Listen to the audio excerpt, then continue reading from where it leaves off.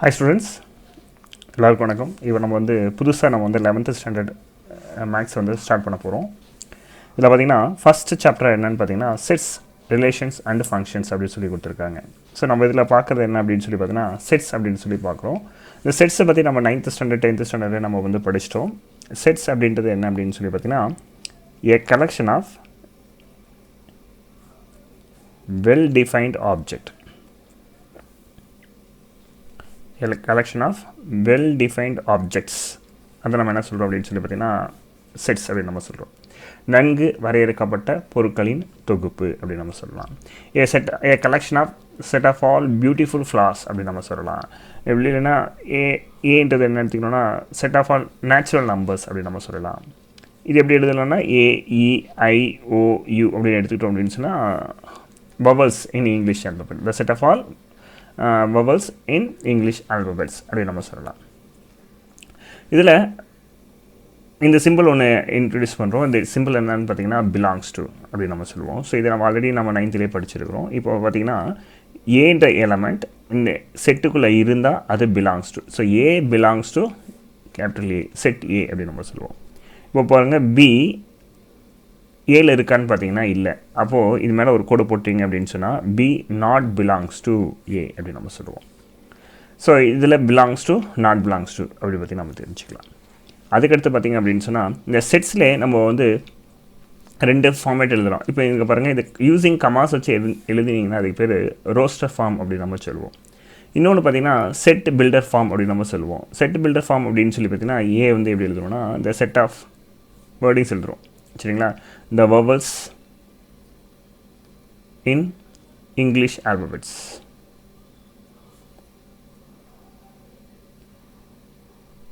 சரிங்களா? ஸோ இது பார்த்தீங்கன்னா டிஸ்கிரிப்டிவ் டைப் அப்படின்னு நம்ம சொல்லுவோம். ரைட்? ஸோ இது டிஸ்கிரிப்டிவ் டைப். செட் பில்டர் அப்படின்னு சொல்லி போகும்போது A X such that the set of all vowels in English alphabets. சரிங்களா? Third roster form A is equal to A, EIOU. So இந்த செட்டை நம்ம டிஸ்கிரைப் பண்ணுறது 3 விதமாக நம்ம சொல்லலாம். ஒன்று என்ன அப்படின்னு சொல்லி பார்த்தீங்கன்னா டிஸ்கிரிப்டிவ், இன்னொன்று பார்த்தீங்கன்னா செட் பில்டர், அதுக்கடுத்து பார்த்தீங்கன்னா ரோஸ்டர். ஸோ இந்த descriptive form, set builder form, roster form, இந்த 3 ஃபார்மில் நம்ம சொல்லியிருக்கோம். அதுக்கடுத்து செட்ஸினுடைய டைப்ஸ் அப்படின்னு நம்ம பார்த்தோம் அப்படின்னு சொல்லி பார்த்தீங்கன்னா ஃபஸ்ட் என்ன சொல்லலாம்னா எம்டி செட் அப்படின்னு நம்ம சொல்லலாம். எம்டி செட் அப்படின்னு சொல்லி பார்த்திங்கன்னா அதுக்கு இன்னொரு இப்படி இருக்கும், இதை பை அப்படின்னு ரெப்ரசன்ட் பண்ணுவாங்க. எம்டி செட்டுக்கு இன்னொரு பேர் அப்படின்னு பார்த்தீங்கன்னா நல் செட் அப்படின்னு சொல்லலாம். ரெண்டாவது எப்படின்னு பார்த்தீங்க அப்படின்னு சொன்னால் சிங்கிள்டான் செட். சிங்கிள்டான் செட் முடிஞ்சிச்சு சிங்கிள். ஸோ ஒரே ஒரு எலமெண்ட் மட்டும்தான் இருந்தால் அது பேர் சிங்கிள்டான் செட் அப்படின்னு நம்ம சொல்லலாம். அந்த எலமெண்ட் என்னன்னாலும் இருக்கலாம். தேர்ட் என்ன அப்படின்னு பார்த்தீங்கன்னா ஃபைனட் செட். ஃபைனட் செட் அப்படின்னு சொல்லி பார்த்தீங்கன்னா ஒரு செட்டுக்குள்ளே கவுண்டபிள் பண்ணக்கூடிய நம்பர்ஸ்க்கு இருந்ததுன்னா கவுண்ட் பண்ணி சொல்லிட முடியும். அப்படி இருந்தால் அது பேர் ஃபைனட். அதாவது 1 2 3 4 5 இப்படி என்னால் கவுண்ட் பண்ண முடியுது. ஸோ இதுக்கு பேர் நம்ம என்ன சொல்லுவோம்னா கார்டினாலிட்டி அப்படின்னு நம்ம சொல்லுவோம். சரிங்களா? ஸோ இது ஏ அப்படின்னு எடுத்துக்கிட்டிங்க அப்படின்னு சொன்னால் 1, 2, 3, 4, 5ன்றது ஏ அப்படின்ற செட்டாக எடுத்துக்கிட்டிங்கன்னா n of a which is equal to என்ன சொல்கிறேன்னா 5. அப்போ இந்த nன்றது என்ன அப்படின்னு சொல்லி பார்த்தீங்கன்னா கார்டினல் நம்பர். சரிங்களா? கார்டினல் நம்பர் அப்படின்னு நம்ம சொல்லுவோம். நம்பர் ஆஃப் எலமெண்ட்ஸ் இந்த செட் அப்படின்னு நம்ம சொல்கிறோம். n of a அப்படின்னா n of a is equal to 5னா நம்பர் ஆஃப் எலமெண்ட்ஸ் இந்த செட் 1 2 3 4 5 அப்படி நம்ம கவுண்ட் பண்ணும்போது நம்மளுக்கு 5 இருக்குது. ஸோ இதை நம்ம சொல்கிறோம். நாலாவது பார்த்திங்கன்னா infinite set. So infinite set அப்படின்னு சொல்லி பார்த்தீங்கன்னா உங்களால் செட்டை நம்பர் ஆஃப் எலமெண்ட்ஸை டிவைட் பண்ண முடியாது. ஃபார் எக்ஸாம்பிள் அதே நம்ம எடுத்துக்கலாம். A is equal to 1, 2, 3, 4 etcetera அப்படின்னு போட்டிங்க, இல்லை 5 கூட போட்டுக்கோங்க, எக்ஸெட்ரா அப்படின்னு போட்டிங்க அப்படின்னா உங்களால் n of a கவுண்ட் பண்ண முடியுமா அப்படின்னு சொன்னால் முடியாது. So that should be an infinity. அதாவது நாட் டிஃபைன்டு. உங்களால் இத்தனை எலமெண்ட் இருக்குது அப்படின்னு உங்களால் என்ன பண்ண முடியாதுன்னா சொல்ல முடியாது. ஸோ இட்ஸ் மூவ் ஆன், அதாவது set of all natural numbers அப்படின்னு நம்ம சொல்லியிருக்கலாம். அப்போ இது இந்த மாதிரி கார்டினாலிட்டியை என்னால் ஃபிக்ஸ் பண்ண முடியாத செட்டுக்கெல்லாம் நம்ம என்ன சொல்லலாம் அப்படின்னு சொல்லி பார்த்தீங்கன்னா இன்ஃபைனைட் செட் அப்படின்னு நம்ம சொல்கிறோம். அதுக்கடுத்து பார்த்தீங்கன்னா கம்பேரிசன் ஆஃப் டூ செட்ஸ். சரிங்களா, கம்பேரிசன் ஆஃப் டூ செட்ஸ், அதாவது ரெண்டு செட்ஸை நம்ம எடுத்துக்கிட்டு அதை கம்பேர் பண்ண போகிறோம். அது கம்பேர் பண்ணும்போது அது என்னவாக இருக்கலாம்னா, ஒன்று ஈக்குவலாக இருக்கலாம், இன்னொன்று ஈக்குவல் மாதிரி ஆனால் ஈக்குவல் இல்லை. சரி, நான் சொல்ல வரேன் பாருங்கள். இப்போ A இஸ் ஈக்குவல் டு 1 2 3 அப்படி இருக்குன்னு வச்சுக்கோங்க. Bன்ற செட்டை எடுத்துக்கிறேன் பாருங்கள். இதில் 2 3 1 அப்படி இருக்குன்னா இந்த ஏவும் பியும் நம்ம என்ன சொல்லலாம்னா ஈக்குவல் செட்ஸ் அப்படி நம்ம சொல்லலாம். ஸோ இது ஈக்குவல் செட்ஸ் சொல்லணும் அப்படின்னு சொன்னால் முதல் condition n of A is equal to n of B, அதாவது ஏல எத்தனை எலமெண்ட் இருக்கோ அத்தனை எலமெண்ட் பியில் இருக்கணும். ரெண்டாவது condition all the elements belongs to A and B are equal or same. என்ன சொல்லணும், சேம், அவ்வளோதான் முடிஞ்சிச்சு. அதாவது ஏல என்ன எலமெண்ட் இருக்குதோ அதே எலமெண்ட் தான் பிலையும் இருக்கணும். அப்படி இருந்ததுன்னா அந்த செட்டை நம்ம என்ன சொல்லணும்னா ஈக்குவல் அப்படின்னு நம்ம சொல்லலாம். இந்த செட்டுக்குள்ளார ஒன்று வந்து பார்த்திங்கன்னா ரிப்பீட்டேஷன் வந்து அலோடு கிடையாது. ஆனால் இது நம்ம இது சப்செட்டாக டிஃபைன் பண்ணுறோன்னு வச்சுக்கோங்களேன், எத்தனை டைம்னாலும் நம்ம ஒன்றை நம்ம வெளியே எடுக்கலாம். சரிங்களா, அதாவது ஒரு செட்டுக்குள்ளார இப்போ A அப்படின்னு இருக்குன்னு வச்சுக்கோங்களேன், இது 1 1 2 3 அப்படின்னு நம்ம எழுதவே கூடாது. சரிங்களா, அதாவது இது இந்த 1 1 2 3 எப்போ எழுதக்கூடாது அப்படின்னு சொன்னால் ஆப்ரேஷன்ஸ் அப்படின்னு வரும்போது, அதாவது யூனியன், ரெண்டு செட்டை யூனியன் பண்ணும்போது நம்ம செட் ஆப்ரேஷன்ஸ்லாம் உங்களுக்கு எக்ஸ்பிளைன் பண்ணுறேன், இப்போ வேண்டாம். அதுக்கடுத்து பார்த்திங்கன்னா ஈக்குவேலண்ட் அப்படின்றது நம்ம என்னென்னு பார்த்தீங்கன்னா A இஸ் ஈக்குவல் டு 1 2 3 அப்படின்னு எடுத்துக்கிறோம். B இஸ் ஈக்குவல் டு 7 8 9 அப்படின்னு எடுத்துக்கிறேன். இப்போ ரெண்டு செட்டும் நம்ம என்ன சொல்லலாம் அப்படின்னு சொன்னால் ஈக்குவலன்ட் செட் அப்படின்னு நம்ம டிஃபைன் பண்ணலாம். ஏன் அப்படின்னு சொன்னால் n ஆஃப் A எடுக்கிறேன், அதுக்கும் 3 தான். n ஆஃப் B எடுக்கிறேன், அதுவும் 3 தான். ஸோ இங்கே பார்த்தீங்கன்னா 1 2 3 3 1 2 ரெண்டுமே உங்களுக்கு வந்து 3 தான். ஸோ ஃபஸ்ட்டு கண்டிஷன் இதுக்கும் சரி ட்ரூ. ஆனால் செகண்ட் கண்டிஷனுக்கு பாருங்கள், all the elements belongs to A and B are same. இங்கே A and B has different element. விஷயம் அவ்வளோதான். அப்போ அங்கே நம்மளுக்கு என்ன இருக்குன்னா சேம் எலமெண்ட் இருக்குது, இங்கே நம்மளுக்கு என்ன இருக்குது அப்படின்னு சொல்லி பார்த்தீங்கன்னா டிஃப்ரெண்ட் எலமெண்ட். ஓகே, இங்கே வந்து சேம் எலமெண்ட், இங்கே வந்து நம்மளுக்கு என்ன இருக்குது அப்படின்னு சொல்லி பார்த்தீங்கன்னா டிஃப்ரெண்ட் எலமெண்ட். அப்போது கார்டினாலிட்டி ஈக்குவலாக இருந்ததுன்னா ஈக்குவலும் சொல்லிக்கலாம், ஈக்குவலன்ட்னு சொல்லிக்கலாம். ஸோ அது கன்ஃபார்ம் பண்ண முடியாது. சரிங்களா, கன்ஃபர்மேஷன் வேணும் அப்படின்னு சொன்னால் ரெண்டு எலமெண்ட்டும் சேமாக இருந்தால் ஈக்குவல், ரெண்டு எலமெண்ட்டும் டிஃப்ரெண்ட்டாக இருந்தால் ஈக்குவலண்ட், அவ்வளோதான். ஸோ இதுதான் இதில் இருக்கக்கூடிய முக்கியமான டாபிக். அதுக்கடுத்து பார்த்தீங்க அப்படின்னு சொல்லி பார்த்தீங்கன்னா ஆப்ரேஷன்ஸ் ஆன் செட்ஸ். நம்ம செட் ஆப்ரேஷன்ஸை பற்றி நம்ம வந்து பார்க்க போகிறோம். சரிங்களா, என்னென்னலாம் செட் ஆப்ரேஷன்ஸில் இருக்குது அப்படின்னு சொல்லி பார்த்தீங்கன்னா ஃபஸ்ட்டு வந்து என்னென்னா யூனியன் அப்படின்னு நம்ம சொல்லுவோம். ஸோ யூனியன் அப்படின்னு பார்த்தீங்கன்னா A யூனியன் B அப்படின்ற மாதிரி ரெப்ரசன்ட் பண்ணுவோம். சரியா, யூனியனுக்கு சிம்பிள் வந்து U மாதிரியே இருக்கும். இது A union B. For example A is equal to 1 2 3 அப்படின்னு நான் எடுத்துக்கிறேன். B இந்த செட்டை நான் எடுத்துக்கிறேன் A B C அப்படின்னு எடுத்துக்கிறேன்னு வச்சுக்கோங்களேன். அப்போது A யூனியன் B என்ன ஆகும் அப்படின்னு சொல்லி பார்த்தீங்கன்னா ஜஸ்ட்டு என்ன பண்ணணும், எல்லாம் ஆட் பண்ணிக்கணும். 1 2 3 A B C ரெண்டுத்தையும் நம்ம ஜாயின் பண்ணி எழுதிக்கணும். சரிங்களா, இது ஒரு கான்செப்ட். ரெண்டாவது A இஸ் ஈக்குவல் டு 1 2 3ன்னு வச்சுக்கலாம். Bன்னு பார்த்தீங்கன்னா 2 3 4 அப்படின்னு எடுத்துக்கலாம். அப்போ A யூனியன் B அப்படின்னு சொல்லி பார்த்தீங்கன்னா ஃபஸ்ட்டு A எழுதிக்கிறீங்க 1 2 3, யூனியன் பண்ணும்போது B எழுதுறீங்க. ஸோ B Bயில் இருக்கிற எல்லாமே எழுதிக்கலாங்க. இப்போ 2 3 4 அப்படி நம்ம எழுதிக்கலாம்னு வச்சுக்கோங்களேன். இதில் பாருங்கள் 2 ரிப்பீட்டேஷன் 3 ரிப்பீட்டேஷன். அப்போ இந்த ரிப்பீட்டேஷன் வந்து நம்ம என்ன பண்ணக்கூடாதுன்னா அலோவ் பண்ணக்கூடாது. அப்போ இந்த 2 3 ஒரு முறை தான் நம்ம எழுதணும், ரெண்டுமே எழுதக்கூடாது. அப்போ நம்ம எப்படி எழுதிக்கலாம்னா 1 2 3 4. ஸோ இதுதான் கரெக்ட். யூனியனா இதையும் சேர்த்து ஃபஸ்ட்டு கிளப் பண்ணி எழுதிக்கலாம். சரிங்களா, கிளப் பண்ணி எழுதிட்டு பின்னாடி அந்த செட்டுக்குள்ளே ரிப்பீட்டேஷன் வந்து நம்ம என்ன பண்ணக்கூடாதுன்னா அலோவ் பண்ணக்கூடாது.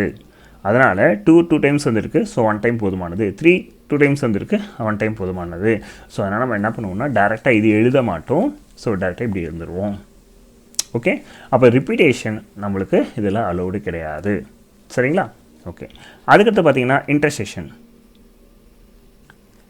இன்டர்செக்ஷன் அப்படின்னு சொல்லி பார்த்தீங்கன்னா பொதுவாக இருக்கக்கூடிய எலமெண்ட், ரெண்டுத்துக்குமே காமனாக இருக்கக்கூடிய எலமெண்ட். அதாவது இன்டர்செக்ஷன் அப்படின்னு சொல்லி பார்த்தீங்கன்னா காமன் எலமெண்ட்ஸ், பொதுவான உறுப்பு. சரிங்களா? ரைட். ஸோ இதோட சிம்பிள் எப்படின்னு சொல்லி பார்த்தீங்கன்னா என்ன்ற மாதிரியே வரும். ஸோ இந்த மாதிரி ஷேப்பில் வரும், ஒரு பென் ஷேப்பில் வரும். ஓகே, யூவர் தலைகீழாக போட்டால் எப்படி இருக்குமோ அது மாதிரி இருக்கும். ஃபார் எக்ஸாம்பிள் இப்போ ஏ இஸ் ஈக்குவல் டு 1 2 3 அப்படின்னு எடுத்துக்கிறேன். பி இஸ் ஈக்குவல் டு 2 3 4 அப்படின்னு எடுத்துக்கிட்டேன்னு வச்சுக்கோங்களேன். அப்போது எனக்கு இது ஏ இன்டர்செக்ஷன் பி அப்படின்றது என்னென்னு பார்க்கலாம். ஸோ ஏ இன்டர்செக்ஷன் பி அப்படின்னு சொல்லி பார்த்தீங்கன்னா ஏவும் பியும் பொதுவாக இருக்கக்கூடிய நம்பர். பாருங்கள், ஏல 2 பொதுவாக இருக்குது, 3யும் பொதுவாக இருக்குது. ஸோ அவ்வளோதான் போதுமானது. 2, 3.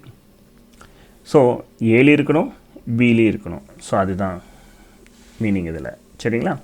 சப்போஸ் எனக்கு ஏ வந்து ஏபிசி இருக்குது, பின்ற செட்டு 1, 2, 3 இருக்குது. சரிங்களா? இப்படி இருக்கும்போது எனக்கு வந்து ஏ இன்டர்செக்ஷன் பி வேணும் அப்படின்னு சொன்னால் எப்படி எழுதலாம்? ஒன்றுமே கிடையாதுங்க. இது லெட்டர்ஸில் இருக்குது, இங்கே கான்ஸ்டன்ட்ஸில் இருக்குது, நம்பர்ஸில் இருக்குது. ரெண்டுத்துக்குமே பார்த்திங்கன்னா காமனான எலமெண்ட்ஸ் எதுவுமே இல்லை. ஸோ அதனால் அந்த இடம் நம்மளுக்கு வந்து நல் செட் அப்படின்னு நம்ம சொல்லுவோம். அதர்வைஸ் நம்ம என்ன எழுதிக்கலாம் அப்படின்னு சொல்லி பார்த்திங்கன்னா பைன்றது எம்டி செட் அப்படின்ற மாதிரி மீனிங் வரும். அதுக்கடுத்து பார்த்திங்கன்னா டிஃப்ரென்சஸ். ஏ டிஃப்ரென்ஸ் பி அப்படின்னு நம்ம சொல்லுவோம். ஏவும் பியை நம்ம வந்து மைனஸ் பண்ண போகிறோம், வேறு ஒன்றும் இல்லை. இப்போ ஏ ஒரு செட் எடுத்துக்கிட்டீங்க 1, 2, 3, பி 2, 3, 4. இப்போ ஏ டிஃப்ரென்ஸ் பி அப்படின்னு சொன்னால் ஏ ஃபஸ்ட் எழுதிக்கோங்க 1, 2, 3 மைனஸ் இது வந்து 2, 3, 4. ஸோ மைனஸ் பண்ணும்போது உங்களுக்கு என்ன ஆகிடும்? இந்த 2 கேன்சல் ஆகிடும், 3 கேன்சல் ஆகிடும். இப்போ ரிமைனிங் என்ன இருக்குது அப்படின்னு சொன்னால் எந்த செட்டு ப்ரெஃபரன்ஸ் இருக்கோ பாருங்கள், ஃபஸ்ட்டில் எது இருக்கோ அதை மட்டும் எழுதணும். ஃபஸ்ட்டு செட் இது தான். இந்த ஃபஸ்ட்டு செட்டில் பேலன்ஸ் கேன்சல் ஆக மீதி என்ன எலமெண்ட் இருக்கோ அது மட்டும்தான். ஸோ இங்கே நம்ம ஸ்ட்ரைக் அவுட் பண்ணி காட்டணுன்றது அவசியம் இல்லை, உங்களுக்கு புரியணுன்றதுக்காக நான் ஸ்ட்ரைக் அவுட் பண்ணி காமிச்சிருக்கேன். சப்போஸ் இந்த பி மைனஸ் ஏ வேணும் அப்படின்னு சொன்னால் ஃபஸ்ட்டு நம்ம பி எடுத்து எழுதிக்கணும். 2 3 4. இங்கே என்ன பார்த்தீங்கன்னா 1 2 3. மறுபடியும் இந்த 2 3 இந்த 2 3 நம்மளுக்கு என்ன ஆகிடும்னா கேன்சல் ஆகிடும். இப்போ ஃபஸ்ட்டு ப்ரிஃபரன்ஸ் வந்து என்னது? பியில் இருக்கக்கூடிய ஃபஸ்ட் எலமெண்ட் அப்படின்னு பார்த்தீங்கன்னா 4 தான்.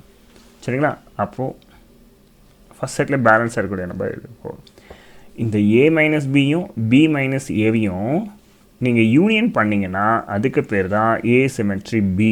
அதாவது ஏ டெல்டா பி அப்படின்னா A minus B union B minus A. இப்போது இது என்ன ஆயிடுச்சு அப்படின்னு பார்த்தீங்கன்னா இது வந்து 1 யூனியன் இது வந்து 4. அப்போது 1, 4 இதுதான் இதுக்கான ஆன்சர். இதுக்கு பேர் A symmetry B, A delta B. So இதுவும் நம்ம வந்து 9th ஸ்டாண்டர்ட்லாம் பார்த்துருக்கோம்.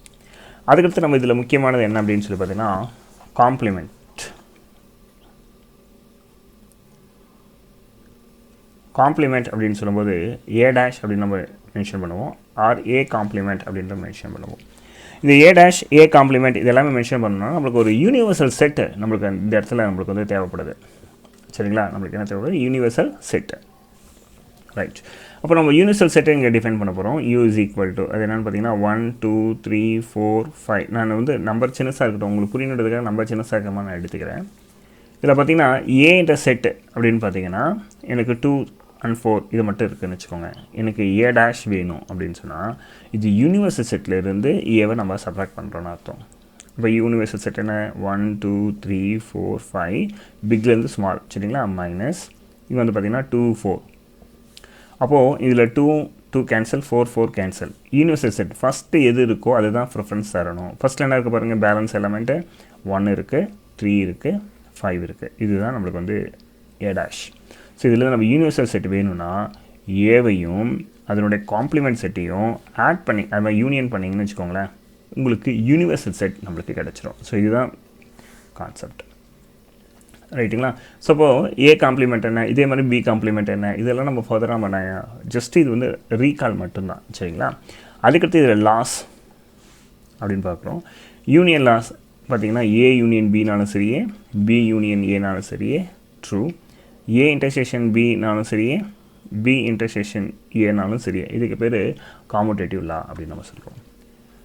இதில் பார்த்தீங்கன்னா A union B union C which is equal to A union B union C. ரைட்டுங்களா? ஸோ இந்த லா அப்படின்னு பார்த்தீங்க அப்படின்னு சொன்னால் இதுக்கு வந்து பார்த்திங்கன்னா அசோசியேட்டிவ் லா அப்படின்றது பேர். சரிங்களா? அதுக்கடுத்து பார்த்திங்கன்னா A intersection B intersection C is equal to A intersection B intersection C, இதுவும் நம்ம பார்த்திங்க அப்படின்னு சொன்னால் அசோசியேட்டிவ் லா. ஸோ இது வந்து காமுடேட்டிவ், இது வந்து பார்த்திங்கன்னா அசோசியேட்டிவ். அதுக்கடுத்து distribution law A union B intersection C ஒன்று வரும், A intersection B union C அப்படின்னு நம்மளுக்கு வரும். ஸோ ஏ யூனியன் பி அப்படின்னா ஜஸ்ட் இது அப்படியே எழுதிக்கோங்க. ஏவும் யூனியனும் கேரி ஓவர் பண்ணுங்கள் பிக்கு, இந்த ஏ யூனியனை கேரி ஓவர் பண்ணுங்கள் சிக்கு. அப்போ A union B A union C. இங்கே என்ன இருக்குது பிடிவியில் அதை எடுத்து இங்கே போட்டுக்கோங்க. ஸோ ரொம்ப சிம்பிள். இங்கே ஏ இன்டர்செக்ஷனாக எடுத்து கேரி ஓவர் பண்ணுங்கள். ஸோ ஏ இன்டர்செக்ஷன் பி, இது அப்படியே சிக்கு கேரி ஓவர் பண்ணுங்கள் ஏ இன்டர்செக்ஷன் சி. இங்கே யூனியனை ஸ்ப்ளிட் பண்ணிக்கோங்க, முடிஞ்சிச்சு. இதுக்கு பேர் நம்ம என்ன சொல்லலாம் அப்படின்னு சொன்னால் டிஸ்ட்ரிபியூட்டிவ் லா.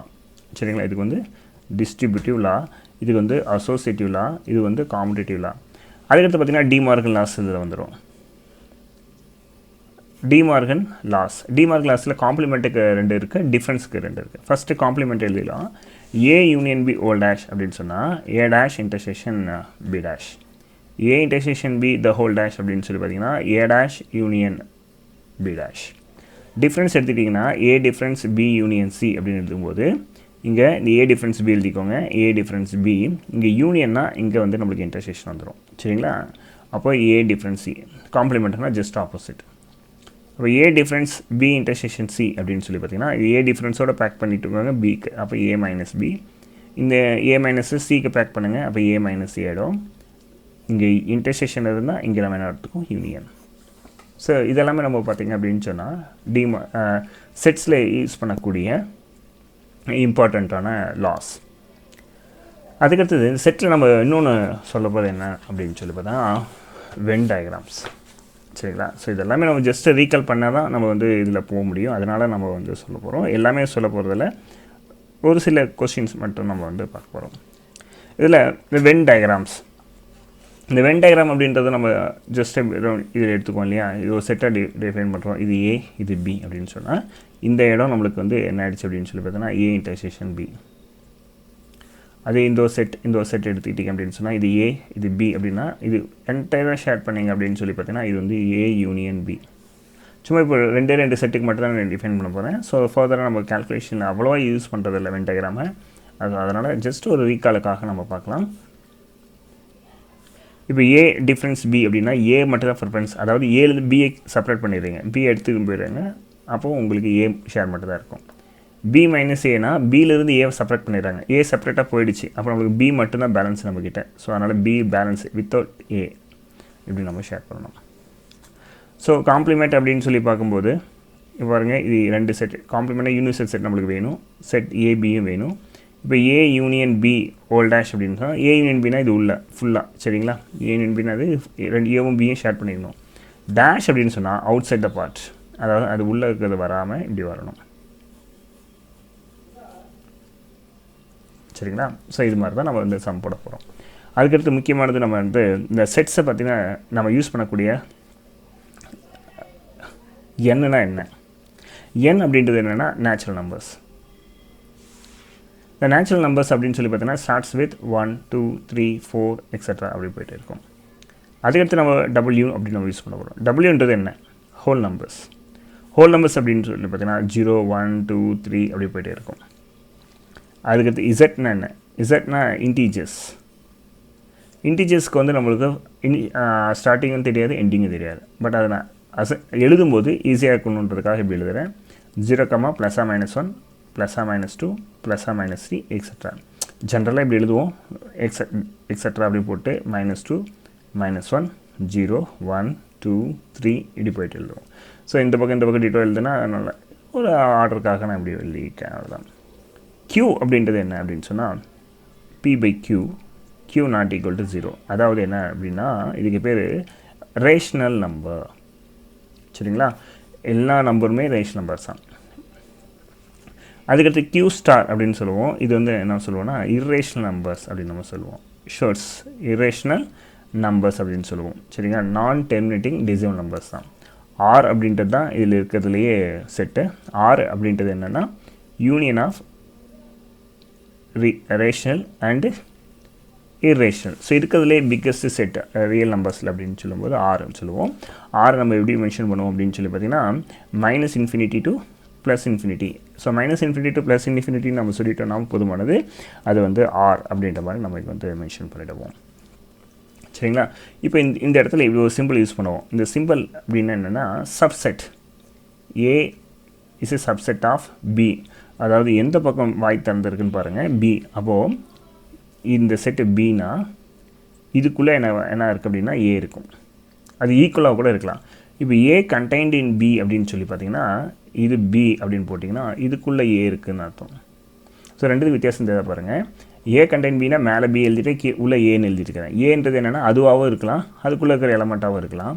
ஆனால் இங்கே ஏ கண்டெய்ன் பி அப்படின்னு சொன்னால் ஏ இஸ் எ சப்செட் ஆஃப் பின்னா இதுக்கும் இதுக்கு என்ன வித்தியாசம்னா இது ஈக்குவலாகவும் இருக்கலாம், இது ஈக்குவல் கிடையாது. அப்போ இது உள்ள இருக்கிற சின்ன செட்டு. ஸோ இதுதாங்க வித்தியாசம். இப்போ A is a subset of B அப்படின்றத இதுக்கு நம்ம சொல்லலாம். ரைட்? ஓகே. ஸோ இதுக்கு தகுந்த மாதிரி நம்ம சம்ஸ் வந்து டைரெக்டாக நம்ம போகலாம். ஸோ இதில் ஏதாவது உங்களுக்கு டவுட் இருந்ததுன்னா நீங்கள் வந்து கொஸ்டின் கேட்கலாம்.